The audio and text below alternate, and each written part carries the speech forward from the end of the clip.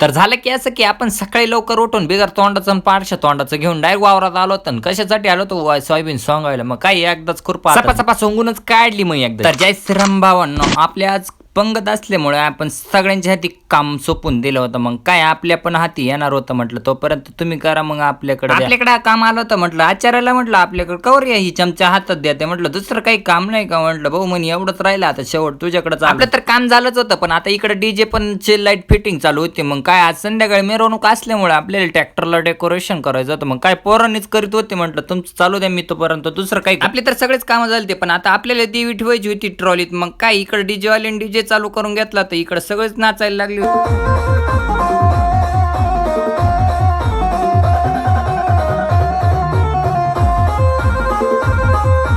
देवी मिरता पार DJ वाल्याला time करून टाकलं यांनी. आता डीजे वाल्याला सोडी द्या का नाही म्हटलं, आता जाऊ दे रे त्याला पण लवकर घरी. तोपर्यंत की आपल्याला फॉलो करून, तोपर्यंत राम कृष्ण हरी.